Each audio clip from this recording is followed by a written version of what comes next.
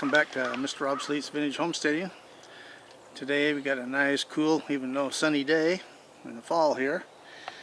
A number of you had been requesting when we're going to see the wood carp again. Well, we're going to do some cutting with it today. You can go back and watch some of our older videos, and I've talked about the modifications to do on these saws. And the two things that really make a huge difference is the air filter cover being too restrictive, so drill a bunch of holes in that, and throwing away the diaper type air filter, which gets saturated with blowback from the carburetor, and then you don't want to run, so put a foam air filter in it.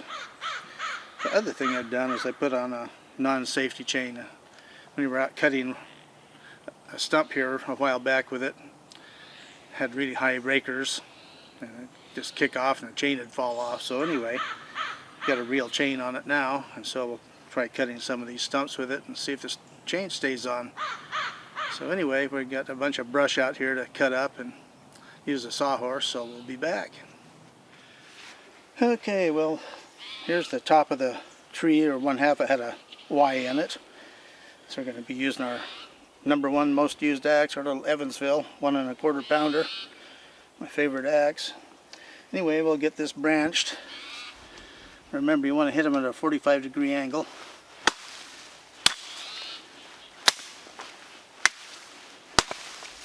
Just come right off.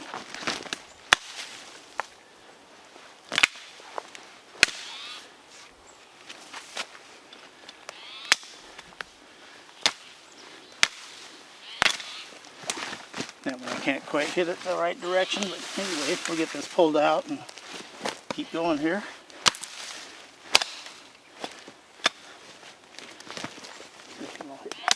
That.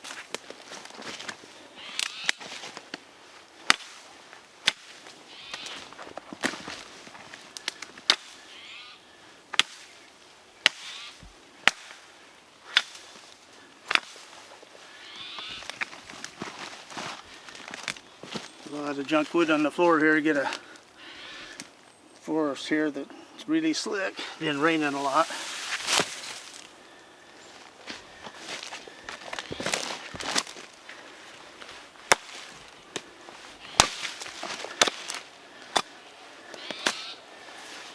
Okay, well, we'll come back with a saw and do some cutting.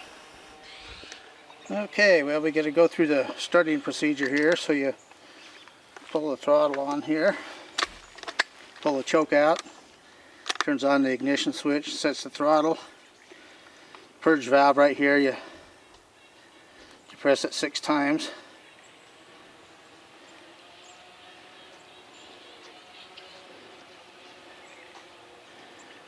And it should start.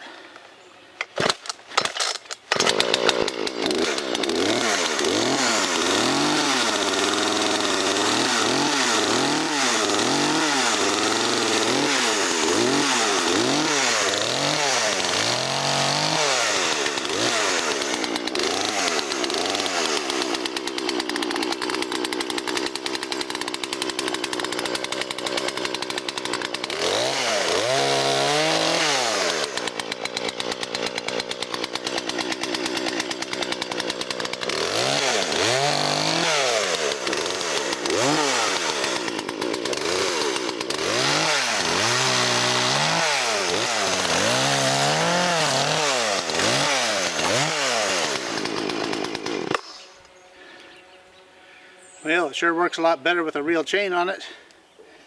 I'll get some of this pulled up and put on the sawhorse.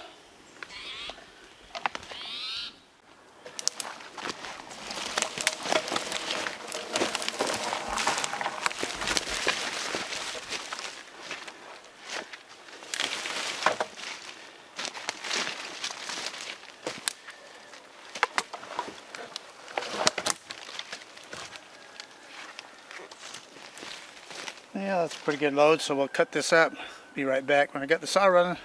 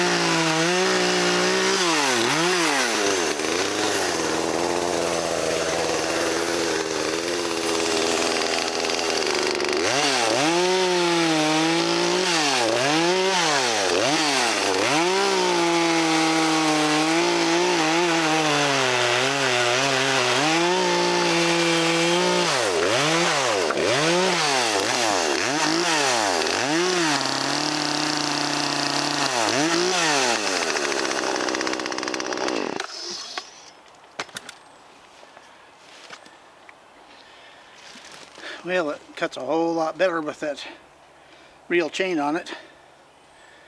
Seems just a little underpowered though. So I think I'll go ahead and modify the muffler as the last thing. That made a big difference on the poo saw when I did it.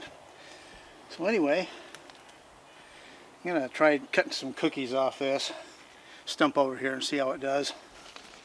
Okay, well, we're going to cut some cookies off this. And for two reasons. One of them, when I had the safety chain on this, it kicked the chain off. The rakers were so high it just made it start bouncing, flip the chain off. The other one is that those little thin cookies, you know, a couple inches thick, during the day when it's still not real cold, I can have a minimal fire. I can throw a couple of them in there and they'll burn for 2 or 3 hours, so it works out really good. So get the saw running and be back.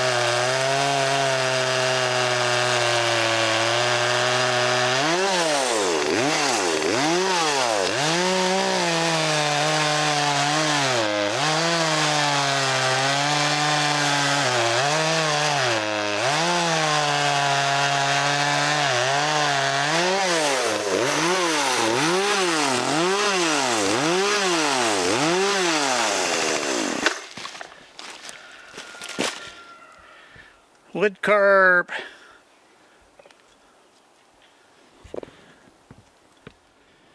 Well, I'll talk briefly about what I think of this saw and its positives, which are very few, and its negatives are a lot more. So talk about the positives. It's a nice handy size, got a 14-inch bar. When it runs pretty good. Just a wee underpowered. There again, I'm going to do a muffler mod to see if that helps. The air intake on these makes a huge difference. Stock, these things won't hardly cut. And this saw was made in 2011, and my friends that had it couldn't make it run for any length of time, so it just got thrown out in the shed. So this saw, even though it's fairly old, has probably got less than 2 hours of runtime on it. And one thing I will say for it, it's a lot faster than a handsaw, but it is finicky. The thing that's weird on it is the hot starts. Sometimes it lights right off, other times you got to yank it through 3 or 4 times. It's just inconsistent, and that's a typical problem with these. And the downside, the bad things on these, is the really cheap construction. Everything on it is super cheesy.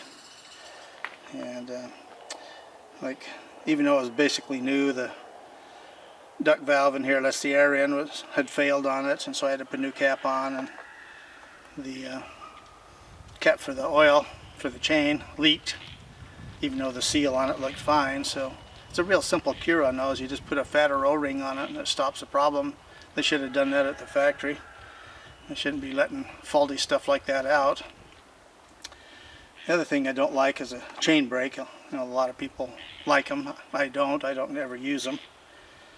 And the chain oiler works pretty good on it, so that's another positive. But anyway, small, compact, easy to use when it runs, and so it's a whole lot better than nothing. Well, it's fire season, so for the second half of the video, I'm going to talk about fire starters. We did an old video on this way back, and most people don't watch it, so this will be kind of a redo of it. But anyway, I'm going to be using our 1954 Coleman Model 426B 3-burner stove. And it runs on liquid gold here. Coleman lantern fuel, which is white gas, which is just pure gasoline with no additives. And I've already got it set up to go, but the things that we're going to need egg cartons, need wax. We'll always scrounge up old wax wherever we can find it for cheap. And the other thing is lint out of the dryer. And the main ingredient, sawdust.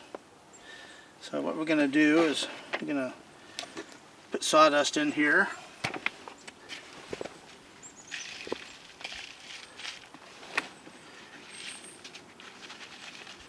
Make sure your sawdust is dry. If it isn't, it kind of foams up. It doesn't hurt anything, but it's just kind of makes a mess. So get that all evened out there. Okay, and then we're going to start the stove here. So I put the fuel in already and pumped it up. And so this lever here, you turn that up when you're lighting it. That gives it a little bit of a richer mixture. I know I'm cheating using a modern lighter. I know I'm a bad guy. But anyway, open it up a little bit here, and there, it lighted almost instantly. What we do with that is let it burn for about 1 minute in that rich position, and you'll have a little bit of an orange flame from the excess fuel. And once it gets up to temperature, it'll just be a nice blue flame. You can see the orange is getting less and less. And the interesting thing how these things work is the air pressure here goes through what's called a generator here, which sprays the fuel in, and then in behind there's a little U-shaped piece of chamber, and the heat when this thing is burning helps vaporize the fuel, and so you get a really nice clean flame. So it looks like we got it really nice right now. Burn off just a little bit more here. Anyway, put our wax on here, and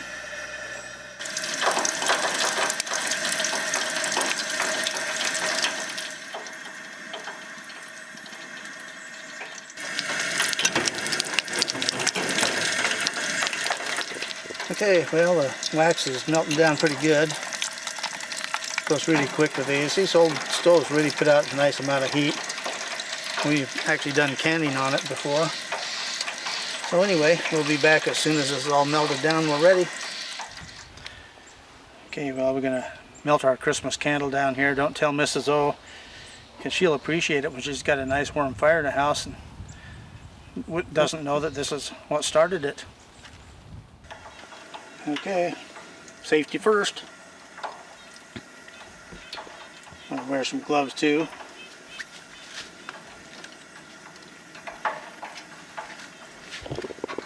And what we're going to do is take our ladle here and dip in here and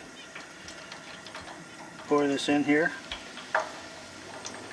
And when it foams up like that, that shows there's just a little bit of moisture in the sawdust. Even though it's in a container, it's been out of the weather, it still has a tiny bit of moisture in it. It's not a big deal. Just have to pour it in slower.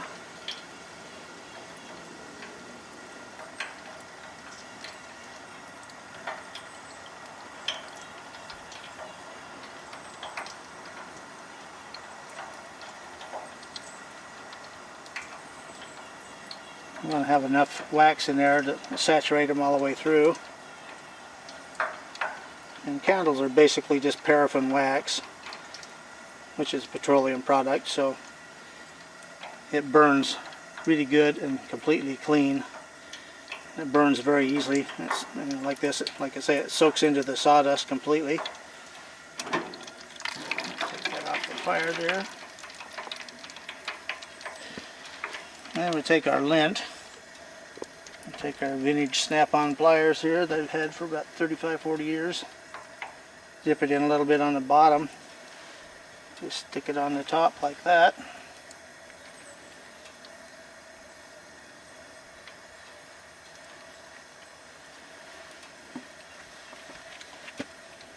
So this is really a cheap way to go if you're like me, Mr. Thrifty or Mr. Cheapskate, whatever you prefer there.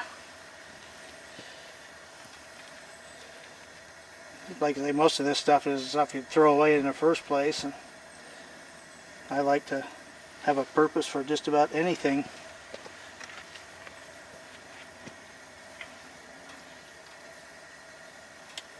So when I build a fire, I'll break these into little cubes, and I'll put one in the bottom of the stove.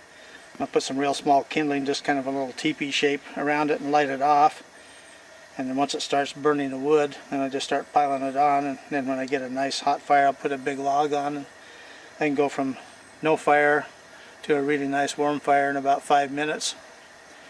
So, you know, if you're using commercial fire starters, they're really expensive, and like I say, got to use what you have.